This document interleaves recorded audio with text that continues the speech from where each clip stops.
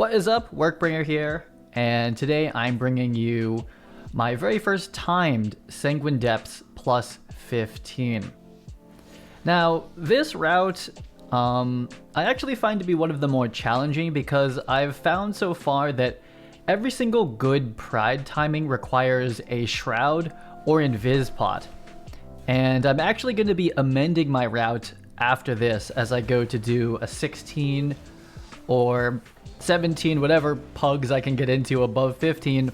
I'm going to be changing it, and it is based on some recommendations that I got from chat/comments. I don't Twitch stream very much yet. So we're going to watch this route happen. We're starting with a big double pull. I think we have a Venthyr. Looks like the pot is activated. You'd think I would know. But this on a 15 fortified with tornadoes is especially tricky just because everything is such a very small quarter. Like, not a lot of people were excited about Sanguine Depths 15 on a storming week. They're just like, storming, Sanguine Depths, it's just like, no thank you. Did I just walk into a trap? Big plays there, big plays. What I have somewhat noticed about most of the inspiring packs in most of the dungeons, wow, I just took that frontal. That's bad. Okay, so this is bad. That was really bad play right there. I don't know, there's a lot going on with all the affixes at once, and that's no excuse, but I don't know. With all the swirly whirly happening, even as long as I've been tanking, I'm just like kind of overwhelmed and taking frontals. But we're proceeding down the hallway, and something to note that again I learned from a comment in YouTube is that this echoing thrust, keyword echoing thrust, is that when they do the thrust, that they leave those shades behind and they keep appearing in the same place over and over again, meaning you really have to kite backwards. So I'm doing this rogue like a huge disservice by not really moving a ton back. And I've only just started to put this together. So this is bad, but you know, maybe it's encouraging to know that you can time 15 dungeons and still not really understand all the mechanics. And it's becoming a theme in this 15 series, which I'm actually okay with. You know what? I'm okay with this. I'm okay that, not that it matters and I have any control over it, I'm okay that pretty much every one of my time 15s on the road to Shadowlands Keystone Master Season 1, every single one of those runs has been a dirty run. Barely timed it, lots of mistakes from me, mistakes from the group, pretty much always a full party wipe somewhere, but we timed it. Okay? So, unfortunately, not clean runs, not like this is how you do it perfectly. It's just not even close so far. If you've watched the first couple videos in this series, lots of deaths, lots of big mistakes, misplays, and you know, this run has a lot of misplays too. One really terrible one, and it's the only reason I don't really like pugging Sanguine Depths is because it really requires an invis skip, almost always. I'm going to keep looking for routes. I've seen almost all of them. I'm designing a new one where I'm going to be picking up some extra trash after Crixus, after this first boss. And then I'm going to be trying to skip the bridge trash, which I saw in MDI and I've seen in other places. I think it was this key actually where the hunter was like, why are you pulling this? Like, was like pretty upset. They were like, what are you doing? And I was like, what do you mean? And so we talked after, we timed it, so it's all whatever. And the hunter was basically like, he's like, you should not be pulling this. It's a huge time sink. And I was like, oh, well, I can't mid-route not pull some trash. We would have like 95% after killing the boss, right? So that's not going to be good. So I am going to be amending this route, just like you saw me kind of fail, or you may have seen my 15 Necrotic Wake. That route needs to be adjusted for the higher keys. As I'm going into 16 to 20 land, that route is not good. It does require a shroud. It's a much easier shroud, or a mind soothe, but the trash is going to be changed in the beginning. It's not that big of a change overall, but the beginning trash is going to change. This route, however, is going to be very different. I'm going to be having 2 rogue skips, I think, actually. I'm not so sure, but I'm going to attempt to skip the bridge trash, which I've never done before. So maybe I'll do it at like a 10 or something with a pug group and be like, hey, we have to bring a rogue. You know, I'll carry this dungeon, like, don't worry. Like, me at my gear level in a 10, even if people are dying, I can battle res and immune and start off healing. Maybe I'll run like Hand of the Protector and I'll just heal the whole dungeon. But really just to test the count. That's mostly it. MDT is very reliable. I wouldn't say it's a 100% reliable. Oh, don't put the spirits there. I'm sorry, Hunter. I pull him back. Okay, I pull the boss back into the wild spirits, back into the volley. And I don't like pulling him here though. But it's gonna work out actually. And maybe it's okay because there's always this Juggernaut rush. I need a little bit of room to run away. I don't know if that's actually true, but it's what I like. I would like ideally to have, I don't know how many yards this is in World of Warcraft or whatever. 50 World of Warcraft yards. Oh, he's sideways. Look at him. He's skating. He's on a half pipe. He's on a half pipe. He's skating the wall. Anyway, I need room to pop that orb, right? And then to kite it back, right? I want to be able to look at the health of the raid. I'm like, someone's at 10%, who's me at the moment. If someone's really low, not going to pop the orb. If everyone's about 50, I'll pop it, right? This isn't Tyrannical. Tyrannical, you have to be a lot more careful. They might have nerfed this, but on Tyrannical, we have to have the talk that for that smash there, that the range players need to be like 200 yards back at the entrance, and the orbs never hit him. You just never let the orbs hit on Tyrannical. That's the strat I like to do. And the melee, you have to kind of get yours, you know, unless you like go super far. So that room to the left over there, I'm going to start pulling that trash. And that's where I heard a lot of people make it up. And also on the bridge, what I saw the MDI runs do is that you get pride on another pack of these oppressors, I believe, that happen to the left, that I have never pulled there. I've never pulled the big patrol. I've never even gone past the bridge. Oh, wow, we're getting eaten. Probably should have CC'd the Inspiring. However, what I did learn in a lot of the harder dungeons, I wouldn't say this is one of the harder dungeons. Look at me running and dying as I say this isn't so hard, but I wouldn't say this is one of the harder dungeons. It's just one of the more like group utility nuanced ones with the skip. And again, that's the name of this video, is about this skip and it not going so well. But what I've found in these dungeons is that if you take too much time with the Inspiring packs, you won't time it. You won't time it. Now, getting deaths from it, this is obviously not good. So it's a balance.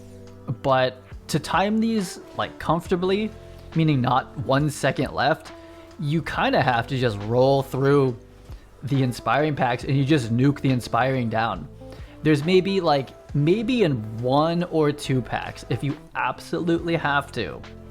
If you absolutely have to CC one because you know you're not going to live it, or it's just like no one has cooldowns, no one has combust, no one has SLT, etc., then you CC it. But if you CC the trash and do it nice and slow, like 5 times, that can be the key, unfortunately. And I learned that this week, right?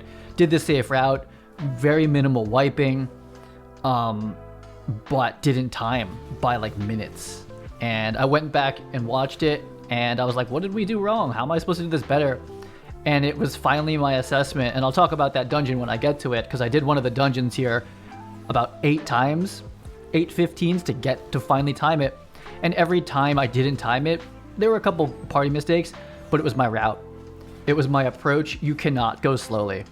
On 15 fortified, you cannot be CCing mobs and waiting and basically doubling the time of every pack when you do a CC like that. You just gotta smash. You gotta smash through these, you know? So I really, my opinion on almost every pack with Inspiring, all it means is that you kill the Inspired first. That's all it means. It's a different kill priority. It's not a CC. CCing at the lower inspiring is probably fine. 15 fortified, even with like top DPS, you don't have the time to stop. You gotta just smash right through them. It's just a priority kill, in my opinion. Maybe there's things that are, maybe there's different approaches in different groups, different tanks. I'm not so sure, but that's my finding. I see an inspired mob and I'm like, cool, kill it, and we just keep moving on. So it is tough for the healer. It's gonna, but you know, you don't have time. You do not have time to deal with those individually. So we're getting into the tragedy of this run. The super tragedy. It's not me dying. That's fine. Right, I'm just gonna get regular res. Don't release. Releasing would be the key. I'm not lying. If I released right now, that would be trolling, and that would be the key gone. We would not have timed this, so don't release in Sanguine Depths unless you absolutely have to. So there is some more trash up here to the left, right? I think I was typing while I was dead. I was like, we're gonna shroud this. There is a room to the left, and that's where I'm gonna start to get pride. That's what I saw in the MDI, and that's what the hunter told me to do after. That rogue does not know how to shroud. So he put up the shroud and then literally walked right through the mob's hitbox. And we pulled the whole room. And I think it was somebody was typing it was like, lol, just because you're in shroud doesn't mean you can walk through a mob. And I'm just like looking at this Sanguine Depths run and I'm like, well, there's that. You know, like how many people would leave after this? Leave it in the comments. Would you just leave a key at this point? That rogue has some IO too. Like what? I was gonna say maybe people just need this for count or something. Like, but like what? What? This is big IO group, man. Like this is like they've done this before. But again, this is the thing about skips. If they haven't done it, I don't think that rogue has done that skip, which is understandable because this skip is my skip. Not that many people do this from the routes that I've seen. I have done it. You can watch me successfully have done this before with invis pots, whatever. And I like getting pride in that room, and it lines up an easy pride for the second boss. But as I look for consistency, as I look for things that are simple for pugs to do, right? Pugs. In a controlled group, you can do lots of interesting things with the route here. If everyone's on voice comms, there's some like real cheesy things you can even do in Sanguine Depths. But with a pug, you want to do it straightforward. You want to generally, in my opinion, this is my opinion of running them, you want to generally understand what people kind of expect. What's the Dratnos route? What are MDI routes looking like? And what are people expecting, right? If you do something like super weird in a pug, just know that you're gonna possibly have a rogue literally forget how to shroud and walk through a mob, even on a 15, even if the rogue is 1300 IO, even like it's. So I'm really looking to smooth out this route here. Necrotic Wake, I know how to fix that route to make it even simpler. But watching a 1300 IO rogue walk through a mob just feels really bad. And although it's pretty much 100% their fault, I do take partial responsibility in the tank and as the route maker, that this is apparently not that straightforward for people. I've done it well, but apparently even at high IO, it can be messed up. So I want to make an easier route. I want to make this simpler for people, even if it means slightly suboptimal pride timings. We lost so much time to that full wipe. It's just not worth it. So my Sanguine Depths 16, expect a new run. I won't be testing it on a 16, of course. I will test it on a 10 or a 13 or something like that. Something where I can just carry the group through it. And, this route, I have my doubts now. Now, we do time, okay? I'm not showing depletes. I've got lots. I think if I was going to show depletes, I would just take like a montage of all the places it went wrong.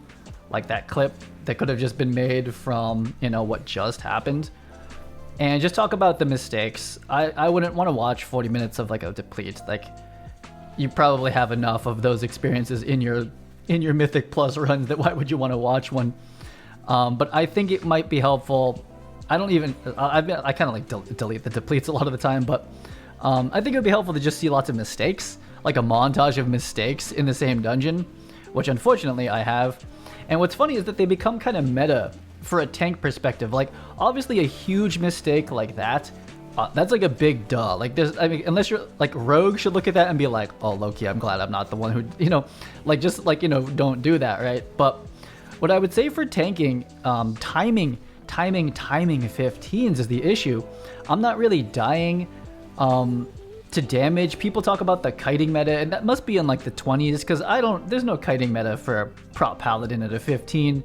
You play prop paladin, right? You face tank almost everything, right? There's very little kiting, except for the obvious things like the Gargons and Halls and the Lions and Spires. Everything else, you don't kite. Like, save a cooldown, you know? I don't know. I'm not worried about kiting in a 15. It's really, people are just way exaggerating. People are like talking about kiting in like +9s. It's like, yeah, no, you just don't have gear. Like, yeah, you have to kite if you're like 190 and you're tanking like a 13. Yeah, sure, okay. But like, if you have appropriate gear, like getting towards 220 in a 50, you're not kiting. You just kill it, you know? Save a cooldown, don't make mistakes, and kick everything. You're not kiting, right? People are way over exaggerating that, in my opinion. I can like I'll try to do a case study on it, run Holy Block, and be like, or Holy, whatever the blocking legendary is, just ups the what's it called? Ups my block chance. Here's a little LOS to bring him back. Like, I don't know. But what I would say for this is that we like the mistakes that a tank made. I'm getting flustered here watching this pull. This pull is always kind of harrowing, especially with an inspired. Ouch. The tank mistakes at 15 and higher, if it's basic mechanics, if it's you're dying and you feel like you have to kite like a ton, there is some kiting, but it's not that much. Then it's on you. It's on you if you're dying, or your healer, or people aren't kicking. It's not like Blizzard has a broken. It's not like a broken tanks. That's not what's happening. What it is how you negotiate and navigate and time and efficiently pull packs based on affects and based on party utility. That's it. And I say this having run one of these dungeons this week 8 times to time it. None of them were wipes. None of them were bad DPS. And none of them were, you know, especially bad routes where we were pulling like 1 pack at a time the entire dungeon. It wasn't that. It's really timing it is knowing that you have combust every 2 minutes. Knowing that SLT, I don't know actually how often that comes back. You know, knowing that you have trees like almost every pull if you really wanted it.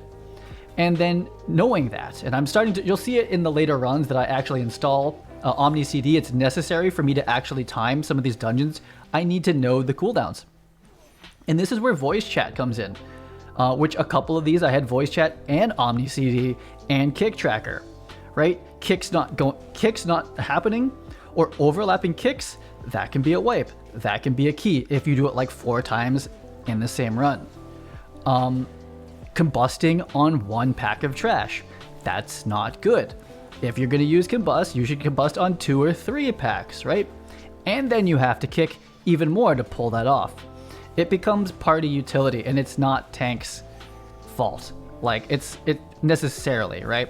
Now, you can look at it from a raid lead point of view, but it's what makes pugging difficult, is because, you know, I can't speak for Blizzard, but like Blizzard tuned this. They know what they should look like, and the nerfs are because they're like, oh, okay, well, people are just not coordinated enough to pull this off. It's like, yeah, if you let Dark Lash go off 8 times, you die.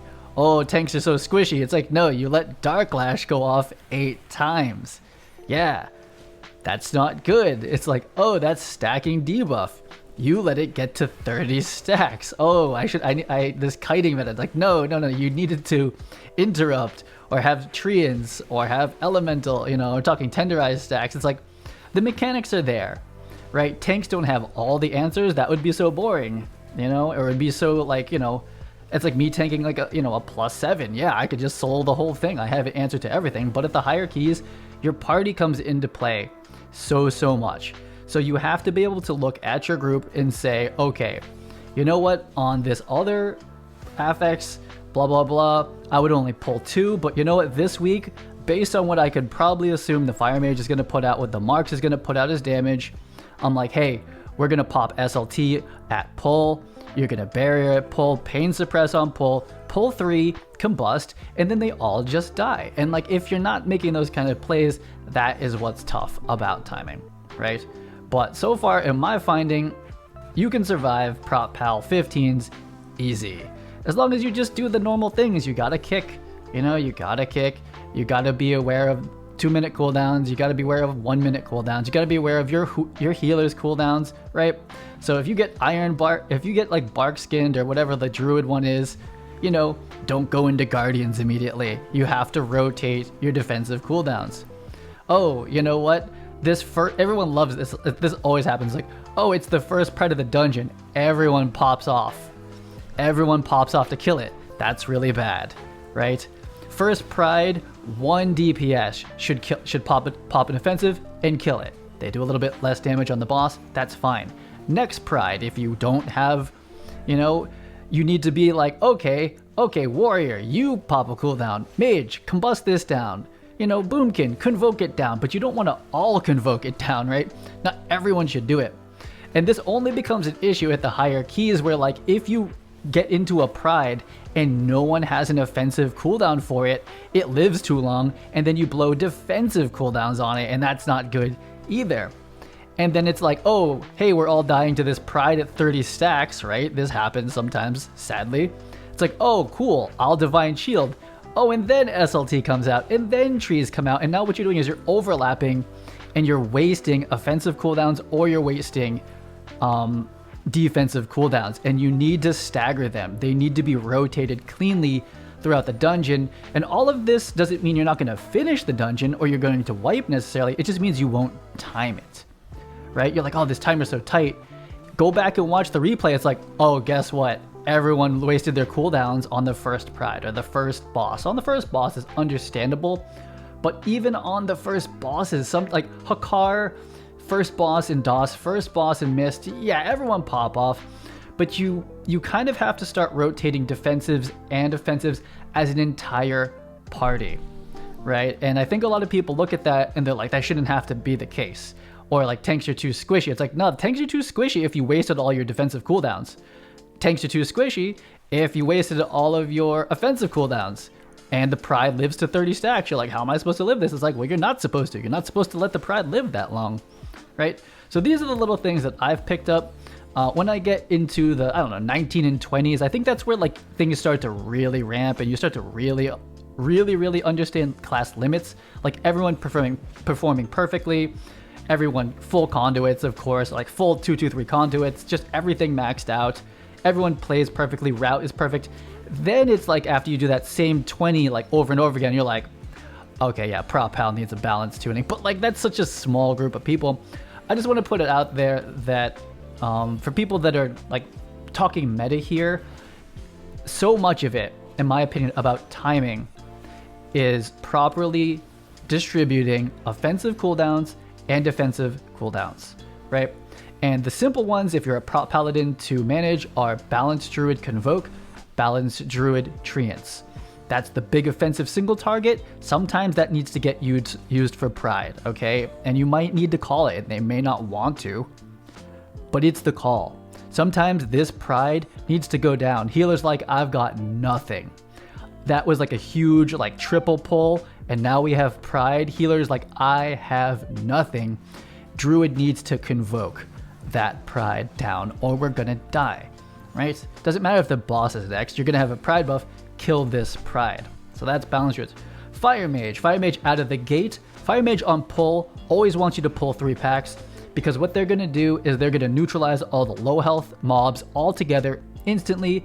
There should be maybe 2 or 3 bigger health pool mobs left after a big combust, and those ones are usually the ones that need to be kick targeted. So you're going to put 3 markers out. You say, I'm going to always kick skull, someone else always kicks X, someone else always kicks diamond, right? And that's going to allow you to take a pull that would normally take 2 minutes and it takes 40 seconds, right? There's lots of dungeons like that. Halls, spires, this place too, Sanguine. We didn't do a great job on this one. But those are the things that make up time. And don't be surprised that as a tank, to live 3 packs out of 15 fortified takes all of your defensive cooldowns, and you have to cycle them. You immediately run in with Guardians, and then maybe you Blood Barrier into Ardens, and like you're still dying, there's still 5 left, bubble. And don't be surprised that it took that much. And then the next pull, don't pull 3 packs, just pull 1. You know, get everyone's cooldowns back, right? Wait for the next combust window. And then when Pride comes, if Convoke is still up, it's like, okay, we have nothing left, Convoke. You know, like, those are the things that matter. And it's not the class, it's not, you know, anything like that can get patched. I mean, I guess they can make the mobs hit less, but it's party utility awareness. And I say that as someone who's clearly not running Omni CD, but I am by the end of this road to Keystone Master. I'm running Omni CD, and it's a big part.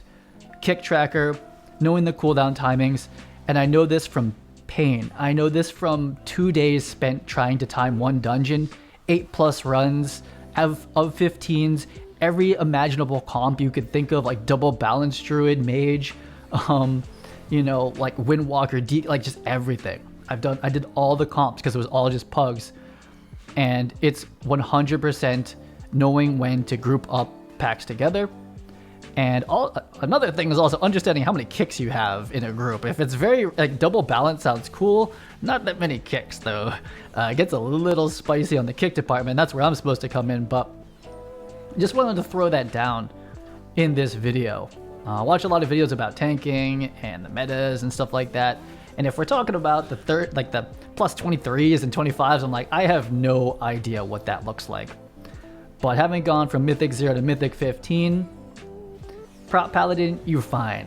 I don't want to hear any crying. You're fine. You should run in strong. You are a strong tank for 15s. Completely fine. But you got to be strong mentally. In the group, you need to kind of look at this group in the front, and you kind of have to call it. People talk about like the tyrant tanks or like, you know, the generals, and it's like, oh, they're so overbearing. It's like, well, if they're like me and we're gonna go into a certain dungeon, I'm like, why am I not targeting the boss right now? What's going on? Maybe I was typing, but I'm like, I've run this dungeon probably 15 times at this point at a 15 with all the different comps, and you've run it, you know, as a DPS. I mean, it's possible more than me, but tanks run dungeons a lot. It's like, and I know my cooldowns, and I know what a shaman's cooldowns look like, and I know what a holy paladin cooldown looks like, and I know how we time this. And so yeah, I'm like, lust now, convoke now. Like, you either want this route or you don't, and it becomes very meta. Is the timing of the cooldowns becomes the tank's call, right? And if you don't like that as a tank, I hope your healers got some insight for you, but they don't because they're not you. Just know that, in my opinion, at the higher tanking, to time, right? Just to time it, you have to not only understand every pack, you have to understand when you combine them depending on the affects, and you need to know when people should use cooldowns. That's your call, right? Maybe not every single person's cooldowns, but like the big party, like raid cooldown type situations, lust. You obviously need to have a very strong opinion on when lust goes down, and you need to have a very strong opinion about combust, convoke. Let's just be real. Those are the real ones. Slappy hands too. If you're running with an unholy DK, this is the time that you're going to be able to pull like 3 mobs, because we don't have grip sigil or sigil of chains to group them up. You do if you have a death knight. If there's an unholy death knight and they got the slappy hands, you can pull 3 packs together and they just group them up for you. Rely on that. Call that, or at least discuss with them. It's like, you know, they'll be happy. It's like you go to and you're like, hey, what's up? I love seeing a Death King, is what they like to call themselves. I saw that in raid. I did a raid of Shriekwing, and for some reason we had like 8 unholy Death Knights, and they were all joking, and it's like, it's great to see so many Death Kings in the raid. Anyway, we almost crashed my computer with like 13 slappy hands going off at once. But if you have a Death King in your group, and they are Necro, I think, right, who has that, you know, I think they'll be happy to discuss with you when should slappy hands be used, right? You know, and be like, they're gonna have a lot of fun pulling in like 30 mobs, you know, I mean, not 30, let's say 12 mobs, okay? Pulling in 12 mobs, slappy handsing them, SLT goes out, you go into bubble, and you know, oh boy. As I'm talking about like pulling 30 mobs, I died at 3. Anyway, I died to that pack because I think I was dodging Craggy and just got stuck somewhere where there's a thrust in no big mitigation. So this is the pack actually that I'm considering. Okay, there's Elemental, that's cool. I'm considering skipping this now, as you can see. Right, so Rogue does a boo-boo. Rogue does a boo-boo and shrouds poorly, and I do a boo-boo and take a thrust in without mitigation up. And the hunter at this point is like he's like you know, we can skip this. Like he's like, this is very common to skip. So this is where you start to understand that like your homebrew route, which is what this is maybe not the best at the higher keys, right?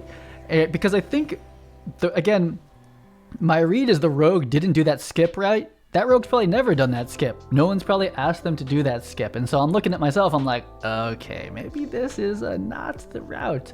Maybe this is not the route, okay? That's why we got repair hammers, though. Go get yourself some repair hammers for Sanguine Depths. Ooh, that's the play, though. So, you know, they're basically like, you should skip that. You know, no, they're not like mad, right? Because you want to grief a tank in the right before the gauntlet on a run you could time. That's not the time. But he does mention he's like, you know, that is skippable, and it sticks with me. Okay, like I'm like, okay, that's what this like, you know, pretty, you know, relatively high-ish, you know, medium-ish IO group. You know, they're like that. It's like basically being like, hey, the demon hunters are skipping that, okay? And I'm like, okay, they got shadow meld, but you know, like, there's multiple ways to skip a pack like that. One is that someone dies and you just res one person while the others kind of sneak through, or we shroud, of course, in this case, or everyone in Vispots. That's a very long Invispot walk. Invispot's very short, but that's it right there. I died, unfortunately, of course, and you know, it has me thinking maybe there's a better way at the higher keys. Now, if you're doing like 10s and 13, 11, 12, you know, it's like you can kind of do whatever. Like it's in your gear, as long as you're geared like reasonable. None of these things are one shot, but you know, the thrust, if you do it a little bit wrong, it does take a long time. It's like a whole little mini boss trifecta out there. And if you can skip that, just like I enforce skipping the named caster in Necrotic Wake, I think we found our new pack. We are going to be skipping the bridge. So hopefully look forward to me having figured that out. Figuring out meaning like how I want to best implement it. Like, I'm like, do I only accept Sanguine Depths runs with rogues and then have like a lot of private whispers with that rogue about how we're going to do this? And to save Shroud and not to, you know, sometimes rogues just blow Shroud for fun, you know, because like certain routes you're not going to Shroud. So you just see them kind of shrouding around. I'm like, please don't do that. Please don't blow Shroud. It's a long cooldown. Don't mess around with it. Like, I really need it here. You know, I'm going to figure out the implement. I'll probably test invis potting it on, like, honestly, I'll test it on a heroic, and I'll just tell the group, I was like, you guys just stay here, right? Or a mythic 0. You know, go help carry some mythic 0 group, some people getting alts up to speed or whatever. And when we get to that part, I'm like, hey, guess what? You don't have to time this. Just sit here for a minute. Let me see if I can skip this by myself. Mythic 0, I'm pretty sure I can solo Mythic 0 Sanguine Depths myself, the whole dungeon. Haven't tried it lately. Pretty sure I could. That's a good place to test, like, is Invis pot, you know, long enough, right? Where is the aggro range? Where do I aggro them? Where should I start the Invis pot? Those are Mythic 0 things that you should test out there, not the 16. So I'll be testing it there. And yeah, that bridge, you know, if I'm playing well that day and the overlap, you know, gods are in my favor, I don't usually get one shot by the thrust. But if you're avoiding Craggy, that puts you against the wall and there's tornadoes and whatever else is going on, then yeah, you can get hit by it. And I didn't have guardians or anything beefy like that up. Could I have bubbled it? I probably could have bubbled it. That might have been the big brain play there. But anyway, I'm going to be looking to skip that shroud that I do, that you saw go wrong, but I have routes, I have videos where it's gone fine. I'm not going to be doing that anymore at these higher routes, right? This group has been enough data for me to say that, you know, that's not what people are expecting.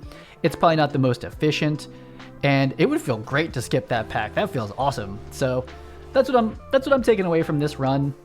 You know, even the rogue walking right through the ads and, you know, aggroing them essentially, I do take that as my fault. I take that as like, this is not the route, right? I'm at 2% health. How am I alive? I've got nothing. This is where trees come out, by the way. This is where trees come. I'm like, tanks at 1% health. trees. And we already used elemental because, you know, because I died on the bridge. And so continues the plus 15 train of terribly timed runs where honestly I take almost full responsibility for like all the issues. So I'm working on it, right? And we're not timing 20s with these mistakes, right? I am not going to be able to time a 20 with these mistakes. I almost know for a fact I can live at 20. By the time I get to that point, I'll probably be like, you know, eye level like 226 if I can get these trinkets up. Yeah, like this week, as I'm like recording the VO from this because it's a little bit delayed. Okay, I do repent that one. We don't have a lot of cooldowns left. Take out the inspired there because yeah, we've been dying out here. It's a little spicy time-wise, but like I just don't have bubble. I don't want to die right now. Let's just clean this up. This is almost a mistake. It's almost a mistake to do this time-wise, and this is what I'm talking about. That's safer. Everything can be stunned and CC'd.